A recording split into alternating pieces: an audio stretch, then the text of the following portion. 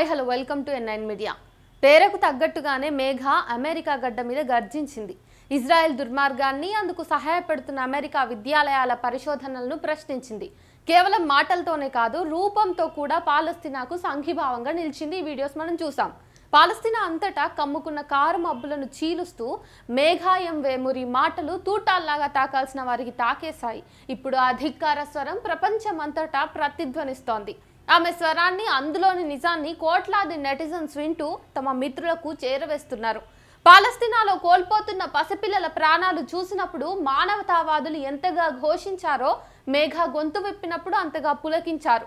పాలస్తీనా కోసం తన వ్యక్తిగత భవిష్యత్తును ఫనంగా పెట్టిన నవ యవ్వన విజ్ఞానవేత్త వీరవనిత మేఘాయం వేమూరి. ఆమె మూలాలు మన తెలుగు గడ్డపై ఉన్నందుకు గర్వించాలి. ఆమె ధైర్యానికి జేజేలు పలకాలి.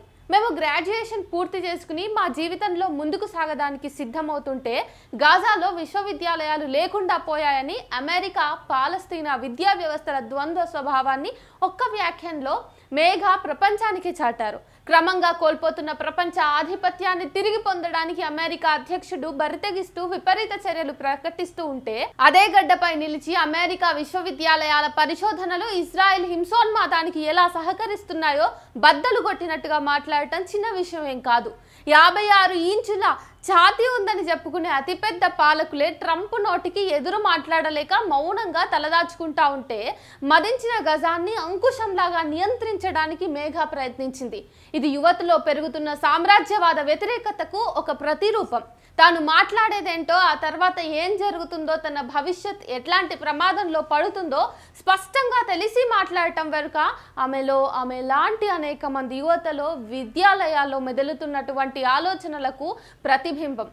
ప్రపంచానికి ప్రజాస్వామ్యం, వాక్ స్వాతంత్రం అంటూ నీతులు చెప్పే అమెరికా వాటిని ఎట్లా కాలరాస్తుందో మేఘ, ఆమె కుటుంబం పైన విధించిన నిషేధ చర్యలు మరోసారి బట్టబయలుచేశాయి. అసలు మేఘ ఏం మాట్లాడింది?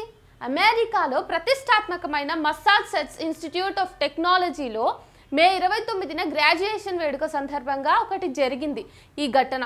ఈ విద్యాలయంలో సీటు రావటం, డిగ్రీ పూర్తి చేయటం ప్రపంచంలో చాలా కొద్ది మందికి దొరికే అరుదైన అవకాశం. మన తెలుగు సంతతికి చెందిన Megha computer science, neuro science, linguistics కోర్స్లో డిగ్రీ పూర్తి చేసింది. ఆమె MITలో 2025 సంవత్సరానికి గాను క్లాస్ ప్రెసిడెంట్గా, అంటే మన యూనివర్సిటీలో చైర్మన్ హోదా ఉంటుంది కదా, అలా ఉన్నారు. గ్రాడ్యుయేషన్ వేడుకల్లో క్లాస్ ప్రెసిడెంట్గా మాట్లాడే అవకాశం ఆమెకు వచ్చింది. తన భావాలను వ్యక్తం చేసుకోవడానికి ఇది సరైన సందర్భంగా ఆమె భావించింది.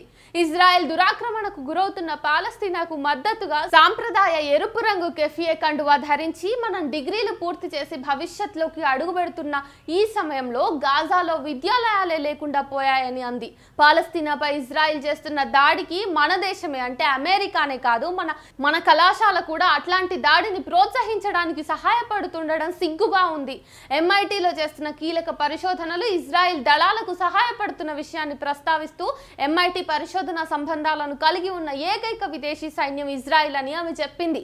యువత మేధో విజ్ఞానం పాలస్తీనా వినాశనానికి సహాయపడడాన్ని ఆమె ప్రశ్నించింది. పాలస్తీనాను భూమి నుండి తొలగించడానికి ప్రయత్నాలు జరుగుతున్నాయని చెప్పి ఇజ్రాయెల్ దుర్మార్గాన్ని నిర్భీతిగా ప్రకటించింది. ఉద్దేశపూర్వకంగా కార్యక్రమ సమయాన్ని, నియమాలను మేఘ ఉల్లంఘించిందని MIT యాజమాన్యం ఆమెను, ఆమె తల్లిదండ్రులను క్యాంపస్ నుండి బహిష్కరించారు. ఆ వెంటనే మన దేశంలో లాగే అక్కడ కూడా మత, జాతి ఉన్మాద ముష్కరులు మేఘ, ఆమె కుటుంబం పైన సోషల్ మీడియాలో వికృత ట్రోలింగ్ చేశారు. మరోవైపు ప్రపంచంలోని అనేక దేశాల యువత, విద్యార్థులు ఆమెకు మద్దతుగా నిలుస్తున్నారు. చదువు ఉద్యమం ఆమెకి ఎట్లా ఉంది అన్నది మనం చూసుకున్నట్టయితే గనక మేఘ తెలివైన విద్యార్థిని, ప్రపంచ ప్రఖ్యాత MIT విద్యార్థి నాయకురాలు. ఆమె తాత్కాలిక ఆవేశంతో మాట్లాడిన మాటలైతే కావవి. గత కొన్ని సంవత్సరాలుగా పాలస్తీనాలో జరుగుతున్న జాతి దురహంకారం గురించి తాను వింటున్న, చూస్తున్న ఘటనలకు మేధోవంతురాలి స్పందన అది. జార్జియాలోని అల్పారెటాలో పుట్టి పెరిగిన మేఘ ప్రాథమిక విద్య అక్కడే పూర్తి చేసింది. విద్యార్థి దశలోనే జోర్డాన్లోని హై స్కూల్ విద్యార్థుల కోసం న్యూరో సైన్స్ పాఠ్యాంశాల కరికులం రూపొందించింది. 2021లో అమెరికాలో నేషనల్ మెరిట్ అవార్డు సాధించి MITలో స్థానం దక్కించుకుంది. విద్యార్థుల సమస్యల పరిష్కారానికి క్లాస్ ప్రెసిడెంట్గా ఎన్నికై చదువుతో పాటు సామాజిక స్పృహలో ముందుంది. ప్రపంచాన్ని, ముఖ్యంగా పాలస్తీనాలో జరుగుతున్న పరిణామాల అంశాలను విఘ్నతతో నిశితంగా పరిశీలించింది, భావాలను దృఢపరుచుకుంది, సందర్భం వచ్చినప్పుడు స్పష్టంగా ప్రకటించింది.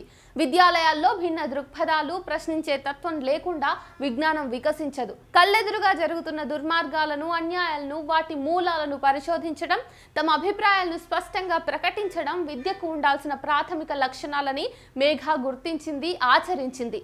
ఆ మాత్రపు ప్రశ్నలు కూడా ప్రపంచంలోని అనేక దేశాధినేతలు, వారి అనుయాయులు సహించలేకపోవడం అనేది నేటి వ్యవస్థలో ఉన్న అతిపెద్ద బలహీనత. కొద్ది నెలల క్రితం అమెరికాలోని ప్రింటన్ యూనివర్సిటీలో పాలస్తీనాకు సంఘీభావంగా ప్రదర్శనలో పాల్గొన్న 110 మంది విద్యార్థులను అక్కడి పోలీసులు అరెస్ట్ చేశారు. వీరిలో తమిళనాడుకు చెందిన అచింతన్ శివలింగన్ అనే అమ్మాయి, హసన్ సయ్యద్ అనే అబ్బాయి కూడా ఉన్నారు. సామ్రాజ్యవాదం ఇంతగా నిర్బంధాలకు పాల్పడుతుందంటే దానికి ప్రతిఘటన పెరుగుతుందనే స్పష్టమవుతుంది. మేఘాకు అండగా మన రాష్ట్ర ప్రభుత్వం స్పందించి కేంద్ర ప్రభుత్వంలో తమకున్న పలుకుబడిని ఉపయోగించి ఆమెపై విధించిన నిషేధాన్ని తొలగించేందుకు తోడ్పడాలి. ఇప్పుడు మహిళల హక్కుల గురించి మాట్లాడే పవన్ కళ్యాణ్ ఈ ఘటనపై తక్షణం మాట్లాడతారని డిమాండ్ చేద్దాం. రాష్ట్రంలోని విద్యార్థులు, అభ్యుదయ, ప్రజాతంత్రవాదులు స్పందించి మేఘా ఎంవైమురికి అండగా నిలవాలి.